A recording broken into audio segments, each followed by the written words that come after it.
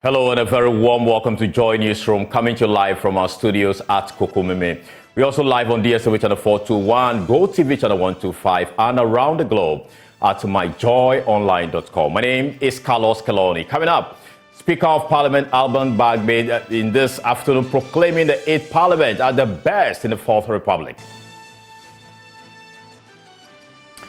Also, a former presidential aspirant of the NPP, Dr. Arthur Kennedy, has lambasted Ghana's leaders as he blames the country's stagnant development on poor leadership. We know of NDC's Kansem and Mabry and Johnson, as well as the Donkome privatizations, and there's Kofor's Wawa remarks and the selling of airplanes. As for Nada, where do we start and where do we end? And later in business, insurance companies warn proposed imposition of VAT on new life business will hurt industry and affect penetration. The 21% VAT on non-life businesses, if it is true, it will have serious repercussions in terms of our ability to survive as an industry. We have details and more in this particular bulletin. Stay with us.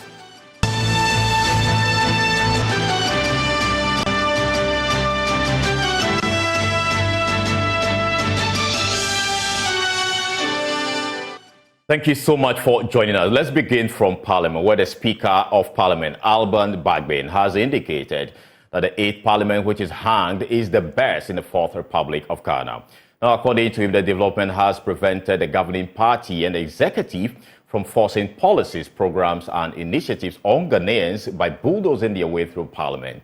Addressing a public forum in the Volta regional capital of Ho to commence the 30th anniversary of Parliamentary Democracy, he entreated Ghanaians to vote to maintain a balance in Parliament. The first Parliament of the 4th Republic was inaugurated in January 1993 after Ghana returned to constitutional rule.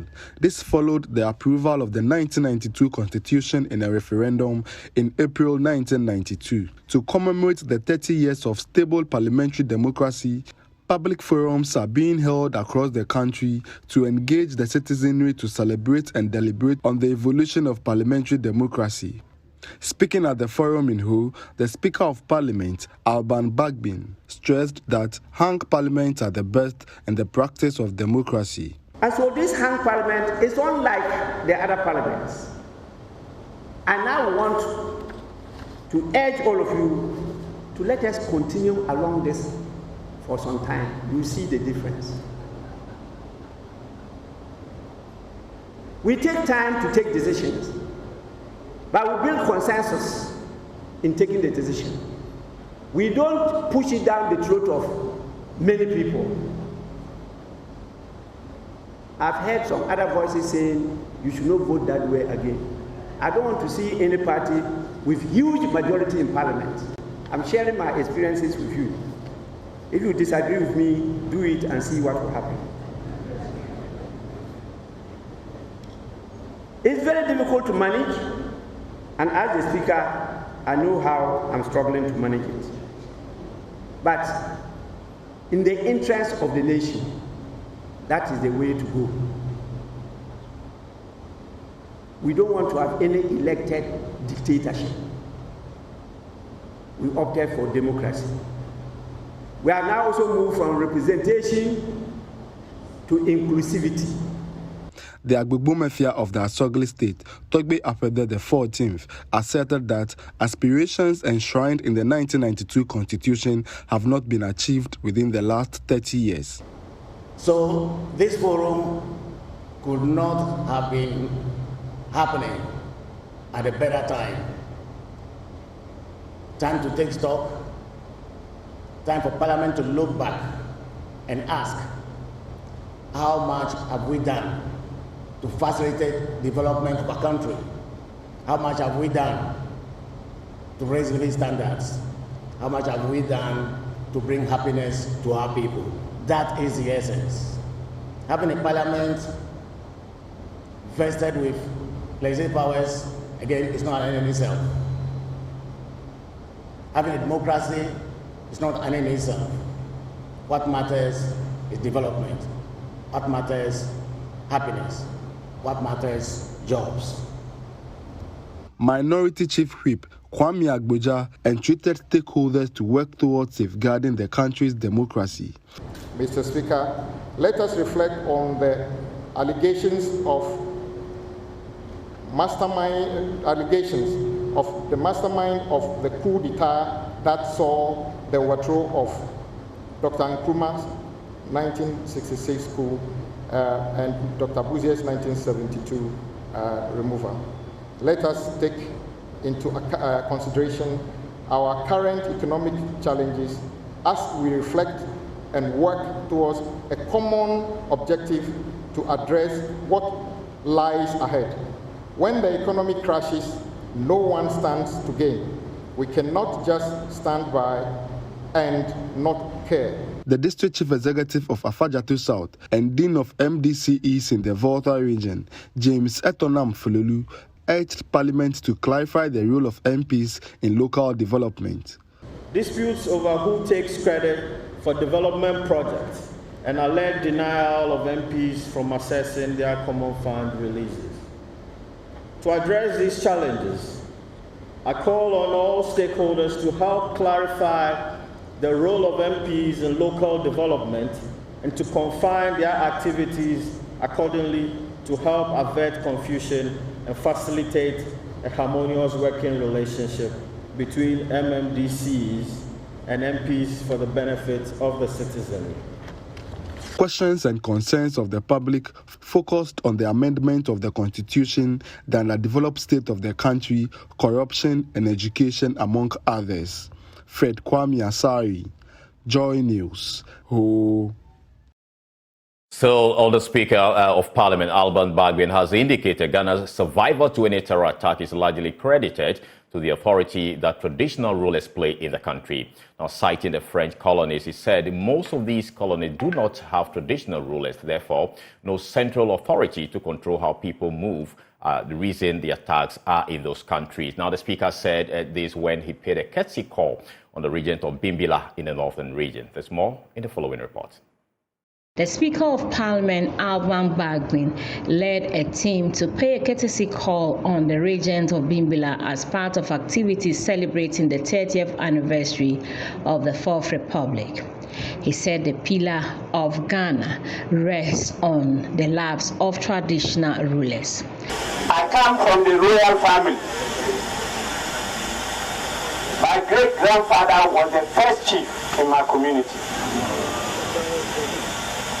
And my senior brother also became a chief.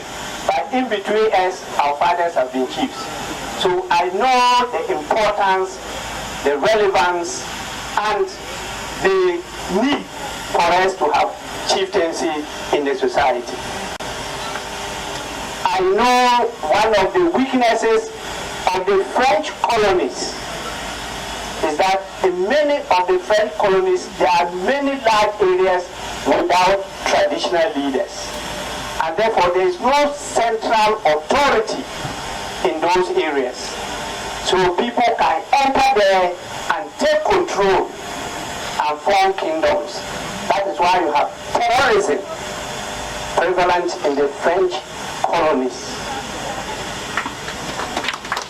In Ghana, we are lucky to have our treasured traditional leaders who take control and make sure that authority and power is felt by everybody at any corner of the country. Not central government. Not central government. And so the true leaders of our society as a country are the traditional leaders. The Speaker said even though the country is facing challenges, he believes it helps open up opportunities. Because we have to thank God that God has given us 30 good years of peaceful democracy. We are meeting challenges. If you are living, you have to have challenges. If you don't have challenges, you are dead. And so as a country, we are meeting challenges. But we have to give thanks to God, because challenges give opportunities. The challenges make sure that you think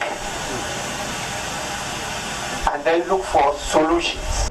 The regents of Bimbilla, Yakubu and Danny Dasana, call for discussions on the restoration of power to chiefs. Acknowledging Patina's point he raised on the role of chiefs and how political positions are being used to diminish the role of chiefs in our society.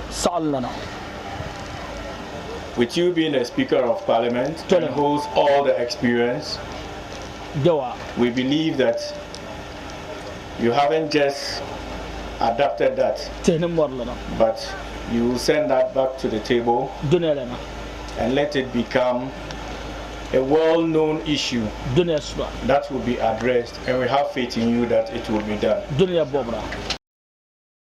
Now, away from Parliament, 20 young aspirants in the upcoming district-level election from various municipal and district assemblies in the Greater Accra region have benefited from a two-day capacity-building workshop in Lashibi in the Tema West municipality. Now, the workshop, organized by the Foundation for Security and Development in Africa, FOSTA, in collaboration with the Greater Accra Regional Youth Network, aimed to equip the young aspirant with essential knowledge and expertise in community leadership. There's more in the following report.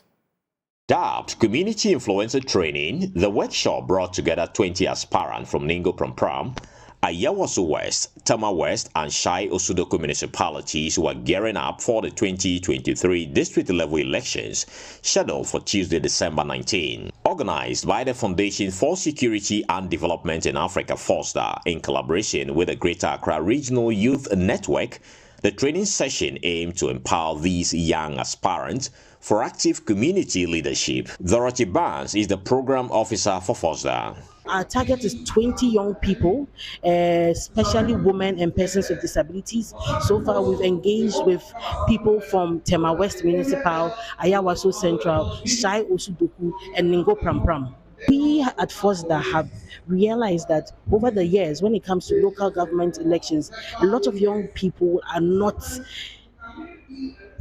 empowered enough to join these processes. However, we've also done another project called the Ghana Youth Manifesto Project, where we realized that young people actually want to be joining in these governance processes. And so we decided to do this community youth influencers project, where we are targeting young people between the ages of 15 to 35, but as old as you are to be able to contest, women and persons with disabilities, so that we could empower them to be in the government space, in the decision-making space, at the lowest level of participation that they can be in, which is in the community. Madam Barnes further urged the National Commission for Civic Education, NCCE, to devise strategies to promote increased participation in the local governance process. Now I know that to file is free.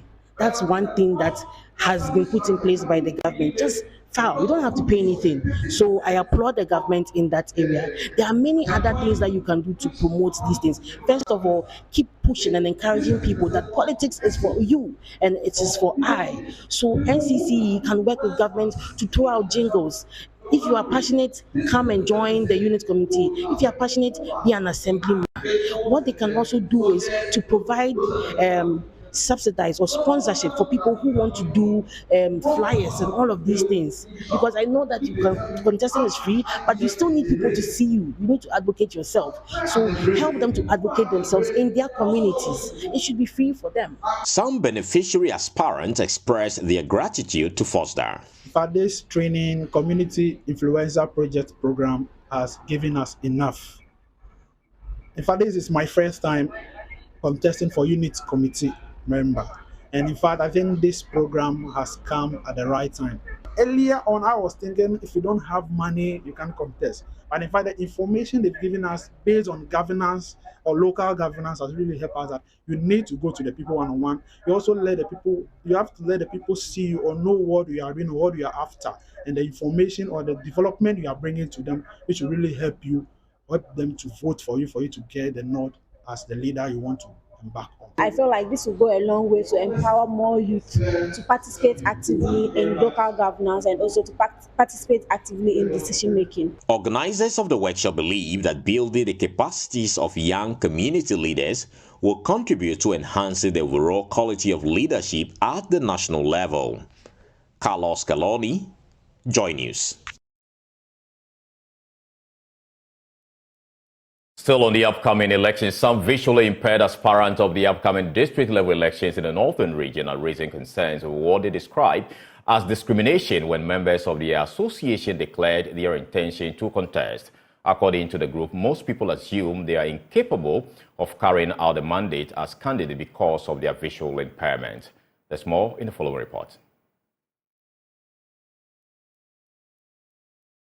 1,111 contestants are participating in this year's district-level elections in the northern region. Out of these, 1,087 are males, while 24 are females from 16 districts in the region. Speaking at a stakeholder engagement on the district-level elections, the Northern Region's Ghana Blind Association, Imoru Mohammed, said assumptions that their impairment is a hindrance to their performance discourages most of them from contesting these elections. One man stood for an elections in his community. The person did all the necessary things they're supposed to do. He campaigned well. He even went out, lobby for NGOs of credit union to come and support their community members with loans. But the other opponent goes around to campaign again, telling him that he cannot see what is happening in the community, and so if they vote for him, they just throw away their votes. Because when there is a boiler, the boiler is full, and he is visually impaired, how can he see that the boiler is full or the toilet or the environment is very dirty to be able to manage the environment? He also raised concerns over lack of training on the voting process for its members.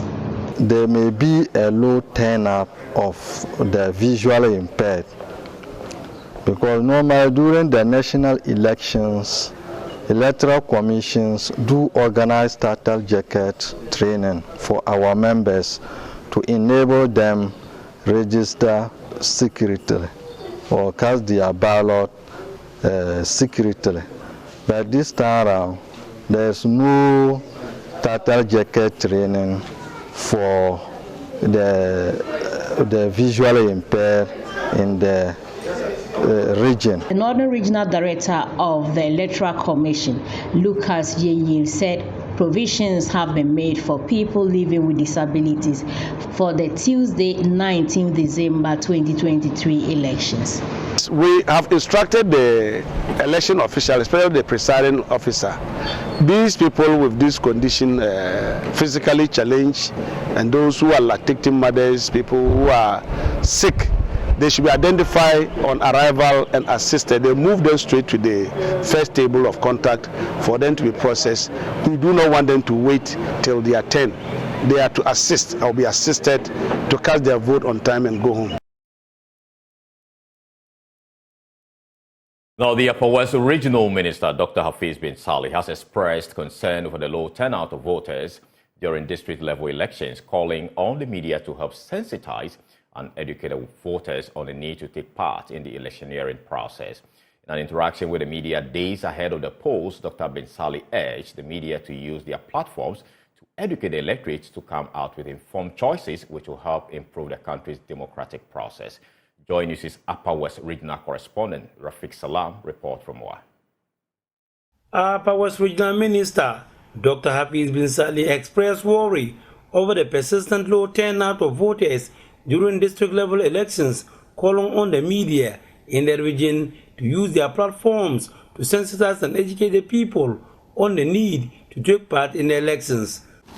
In one of the rounds, we turnout was as low as 36%.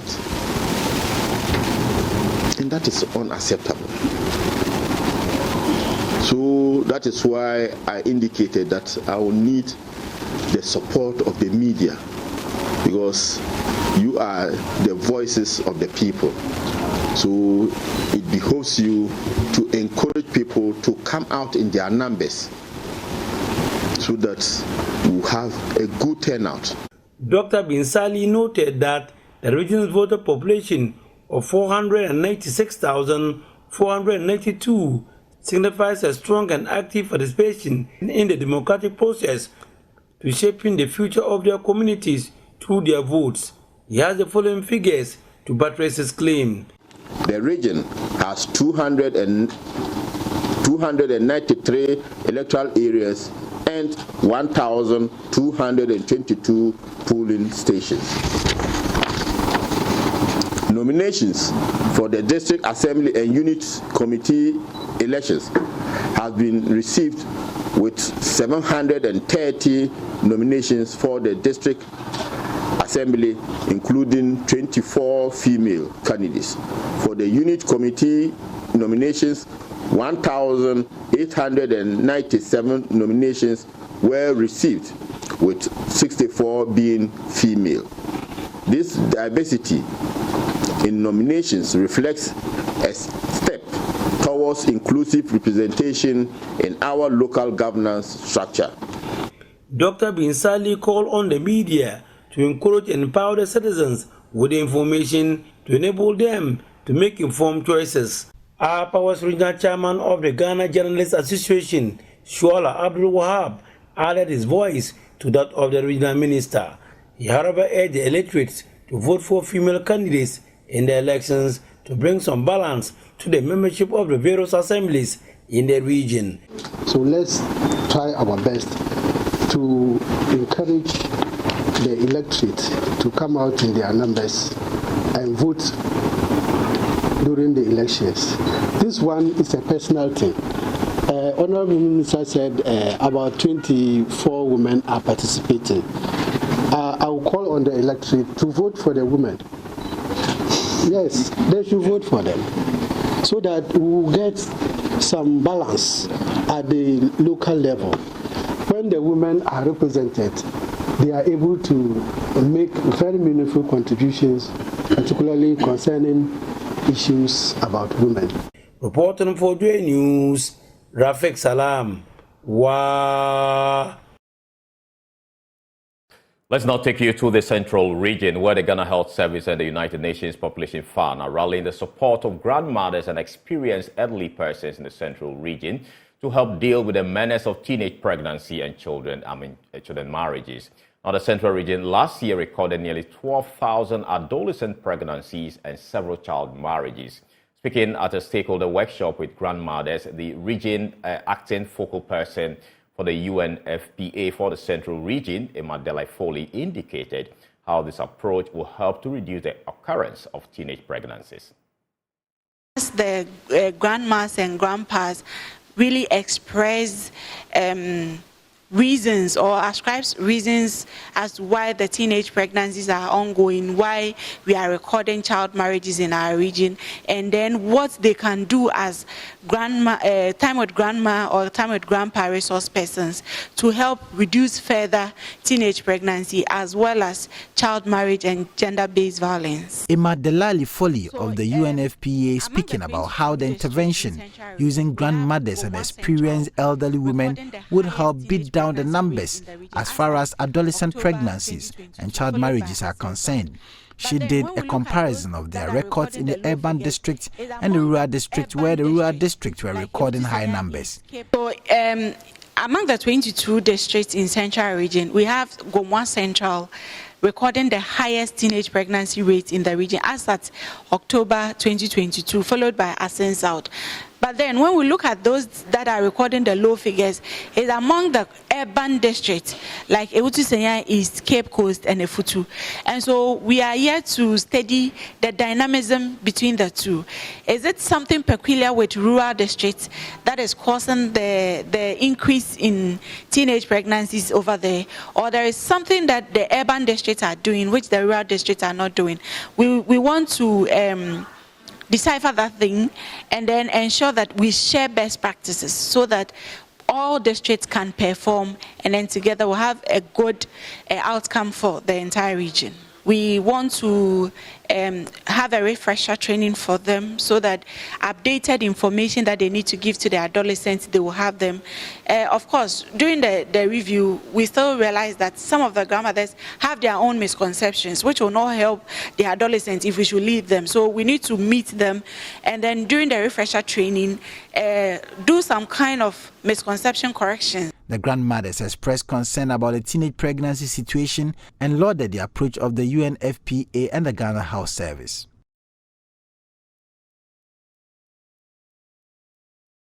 You're still watching Joy Newsroom with me, Carlos Calony. We'll take a short break. We'll return with more. Stay with us.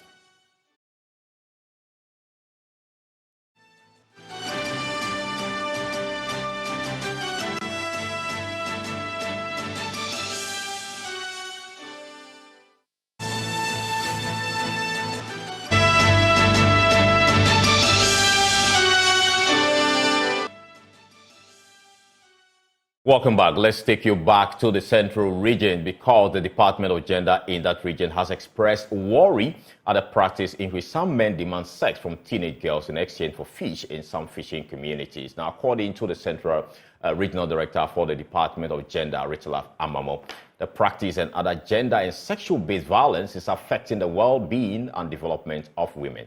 She was speaking at the outreach program as part of the 16 days of activism against sexual and gender-based violence at Mori in the central region. The department was in Mori, one of the fishing communities in the central region, to engage small-scale fish processors, young men and young women working in the fishing communities. The activities that form part of the 16 days of activism against sexual and gender-based violence had a domestic violence and victim support unit team up with the Department of Gender to sensitize the community folk. Central Regional Director of Gender, Richard Amamu, expressed concern about certain practices, including sex for fish, that hamper the development of women. A lot of issues have been reported at the fishing community on sexual and gender-based violence, especially gender-based violence. There are domestic violence cases. Today we are here with Dofsu. Cases where men beat their wives, where women give loan to the fishermen, and when they come back, they don't give them the fish, and then it can result into violence against the women. And sometimes too, people want the ladies, women, to give out their children, their female children, in exchange of fish, which is alarming, and it is something that is disturbing the fishing communities in the central region. So we decided to bring the program here today so that we can sensitize them, we can speak to them on issues of gender-based violence, so that we can also empower them to report such issues to DOSU or come to the Department of Gender to report the issues. Today we engaged them and they came out with different stories, some of the things they go through. And then the chief also supported the program and also pledged that he will work hand in hand with the Department of Gender to make sure they end all forms of violence against women and girls in the community and the boys as well, and also try as much as possible to prevent parents who normally engage their children into fishing to put an end to it. Chief Fisherman of Mori, Nana Kweja, indicated how the authorities at Mori will support the Department of Gender to protect the young ones, especially the girls. Now, away from that story, the Ghana Skills Development Fund says it is hoping to add value to artisans in the country by training to make them more productive. Now, the Ghana Skills Development Fund, GSDF, is a challenge fund which seeks to address the skills and technological needs of enterprises operating in both the formal and informal sectors of the Ghana's economy.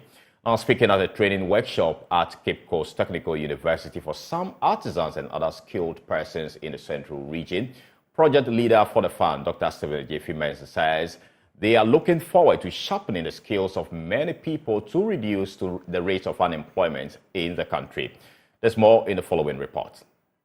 The Ghana Skills Development Fund has its primary beneficiary target that includes micro and small enterprises. It seeks to grow their businesses in order to create more jobs and increase productivity. Project leader for the fund, Dr. Stephen Ajay says value addition is a core component of their mandates. Unlike the professionals, as in the engineers, architects, quantity surveyors in the building construction industry, who after even their very high level of education continue to get some continuing professional development.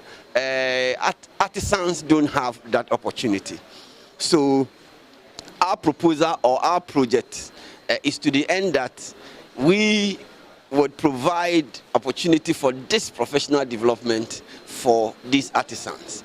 The goal is that, when their skills will become sharpened, when their skills become sharpened, they will become more productive, and we think that with the increased productivity, they will be able to increase the earnings from what they get, which is also the objective of the Ghana Skills Development Fund. Executive Director of the Institution of Engineers and Technology, Seth Aim, says the project will open up avenues for the trainees to climb the academic ladder. Before, when you go to technical school, there's no route for you to climb through the academic ladder to the university.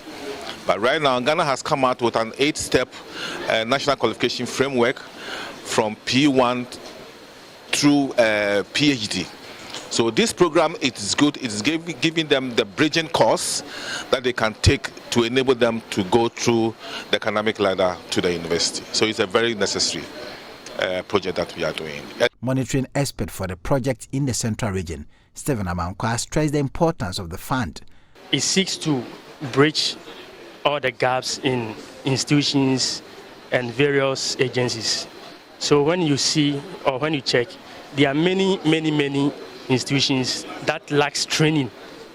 So this fund is there to seek to train people, to equip them with the necessary knowledge, to help them gain employment so that going forward they can work and get something for themselves and their family.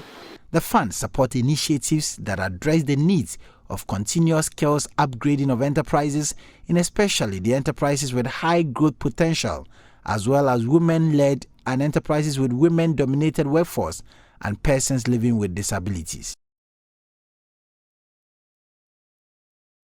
Now, insurance companies are warning that moves to impose VAT on non-life business will hurt the industry and affect insurance penetration in the country. Government is currently working to impose about 21.9% VAT on non-life products, including motor insurance. This will result in motor insurance premiums going up by more than 30% from next year. Seth Kingsley Kwesi Kwabason is the chief executive of the Ghana Insurance Association. Now, you see, the difference that I know is that when it comes to taxation, in most cases, it goes through the certificate of agency. Yeah. Unlike other bills where there are broad consultancy and so on and so forth.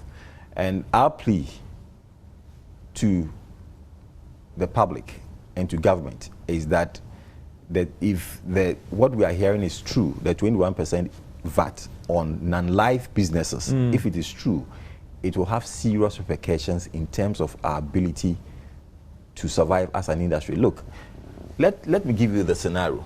I just told you that we are paying claims and we have what we call the compensation fund.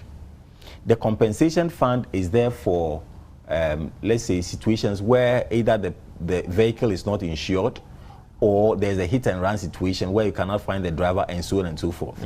As we speak now, we are compelled to cap the benefits that you are likely to get from the compensation fund because the fund is dwindling by the day.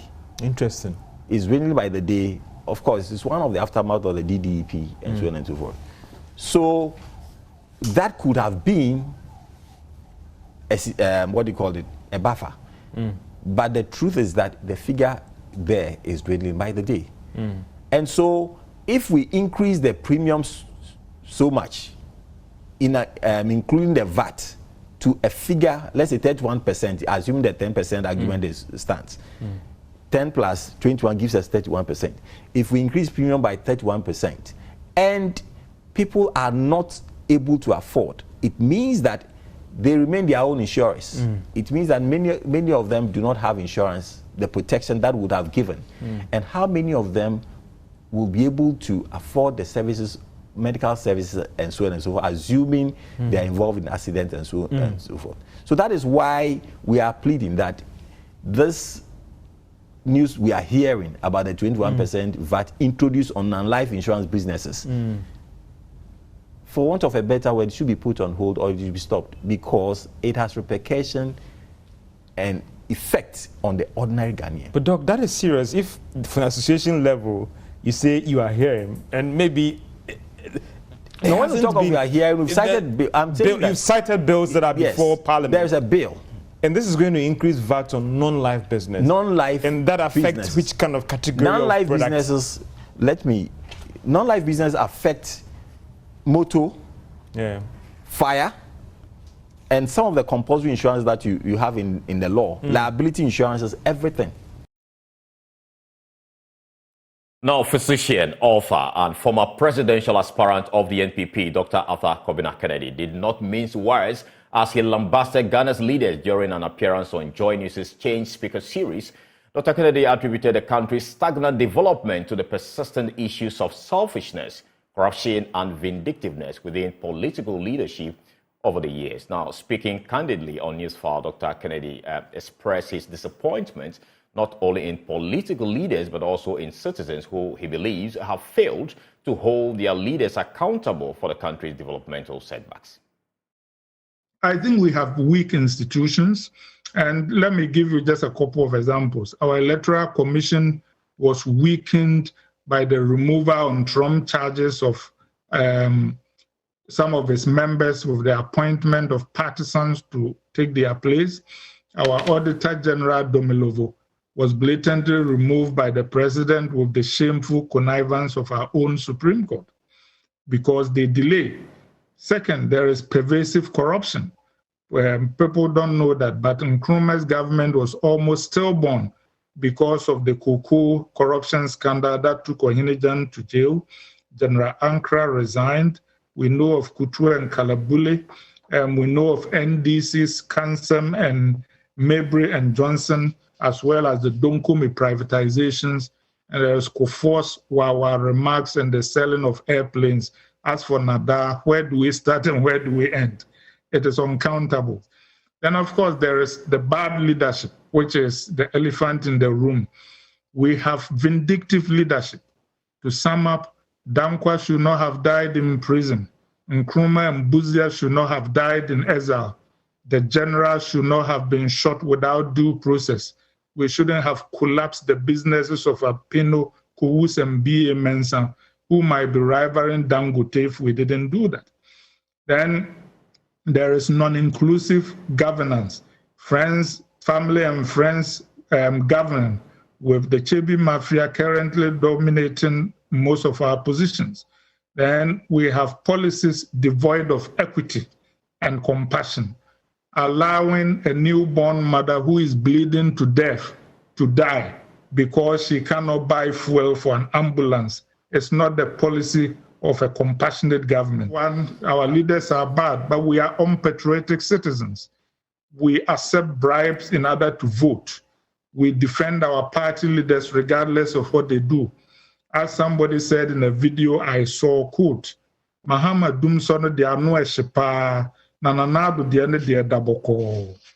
And this was a Ghanaian speaking. Now, Dr. Kennedy also highlighted engaging Ghanaians in the diaspora to contribute to the nation's progress.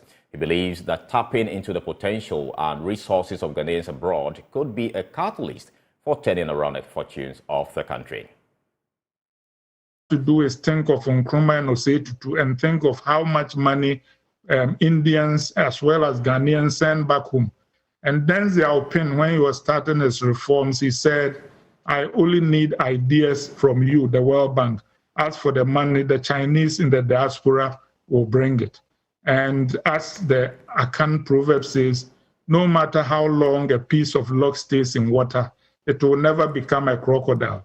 Diasporans care about Ghana, and those who have destroyed Ghana mostly live in Ghana. On bad leadership, I say, revenge is the Lord's. Let us leave that to God. We must have inclusive leadership. As Lincoln said, forming his cabinet in 1861, including all his enemies, he said, our nation is in crisis and we need our best men. We must practice policies of equity. Lyndon Johnson was told, if you do civil rights, we'll lose the South for a generation. And he said, but if we will not do these things, what will be the point of the presidency? Right. Now, on the same program, politician and social activist Kofi Cranton drew attention to another critical issue facing Ghana. He lamented how the country has become a dumping ground for used clothes and electronic waste from the West. He's urging government to take decisive action on this.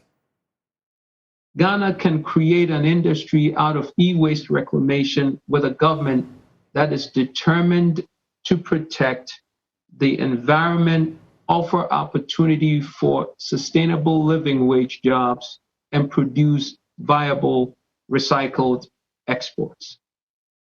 Can Ghana create an industry of exportable products from the used tires that now pollute our air, land, and water, causing irreparable damage to the health of our youth?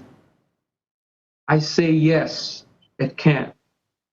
A responsible, actionable government can invest in research, technology, and development to turn used tires into recycled rubber building blocks, beams, benches, and more that can be exported back to the world that sent it. Can Ghana become a leader in recycling used clothes into new textiles? Again, I say yes, it can. A responsible, actionable government can invest in research, technology, and development to turn used clothes into thread, textiles, and cloth with innovative, pollution-free, sustainable processes. It takes a government of vision, action, and commitment. Remember, all things are intertwined. Now, the Institute of Chartered Accountants Ghana says its syllabus is undergoing critical review to situate the teaching and training of accountants in both the Ghanaian and African context. Now, President of the ICAG, Senna Dake, says the review is a huge milestone for Ghana and would improve the professional experiences of accountants in the country. She was speaking at the inauguration of the Winneba District Society of the Institute of Chartered Accountants Ghana. There's more in the following report.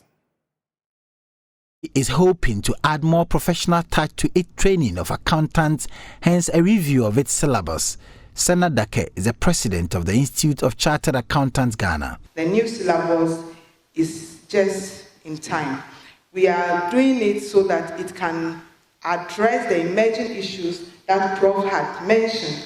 And our syllabus is not a Ghana syllabus. It is an international syllabus, and I am so proud that ICA Ghana is at the helm of Africa within the Anglophone and has been selected as a pilot country and PAO for our syllabus review to stand the International Federation of Accountants test.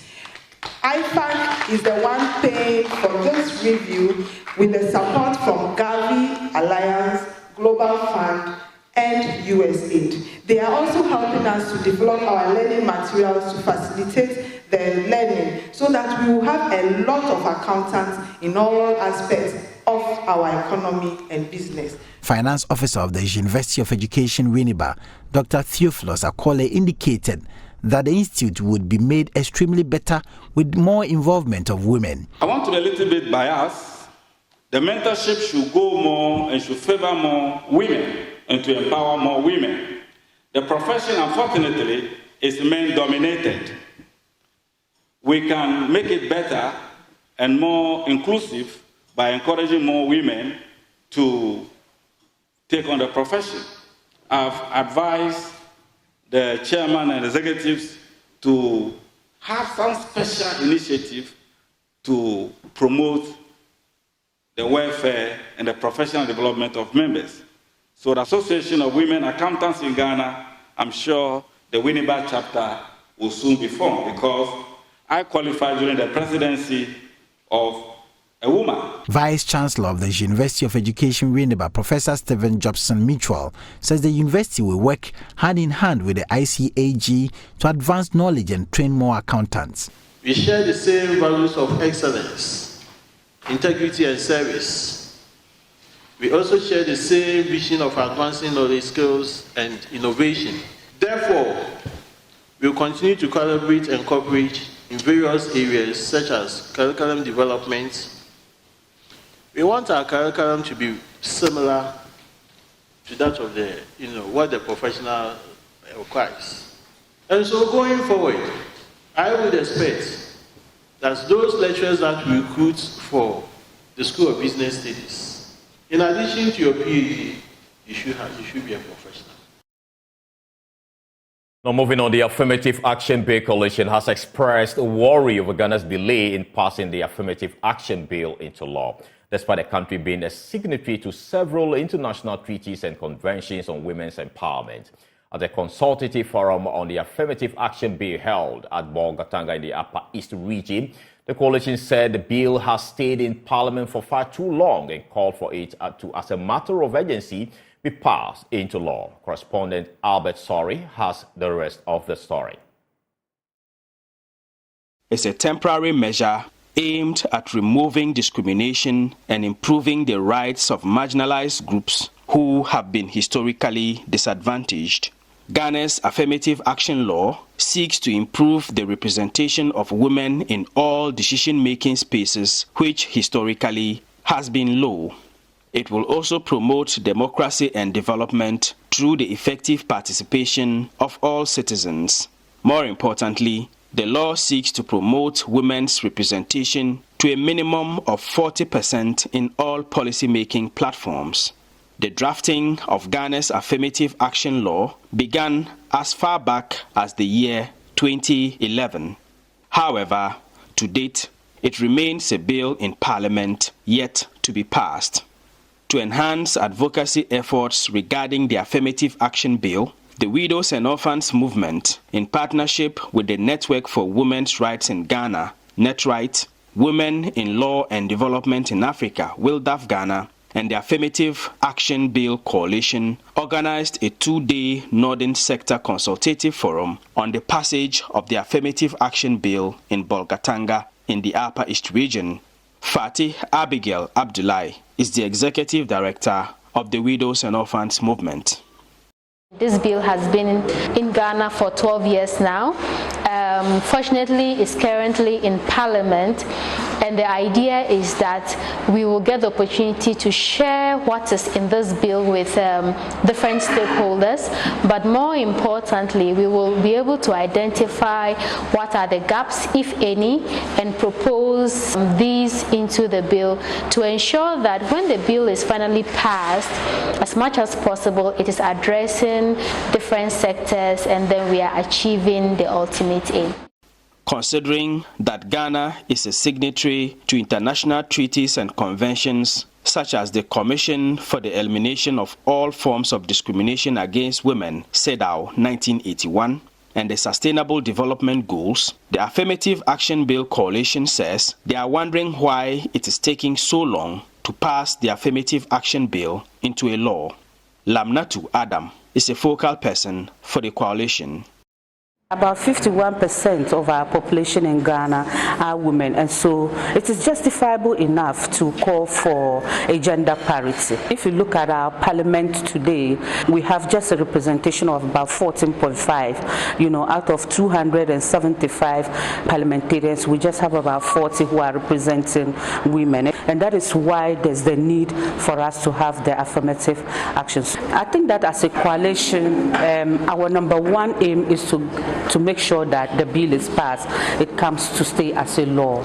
And so we are urging Parliament to give it its attention because the bill has been overdue. This is a bill that will benefit both men and women.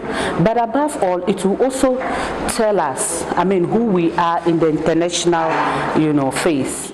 Some participants of the Northern Sector Consultative Forum on the passage of the Affirmative Action Bill also shared their thoughts on why the bill must be passed into a law as soon as practicable. Yes, Ghana as a country, if we are looking for local solutions to our problem, then we need to get women involved in decision making. They have what it takes.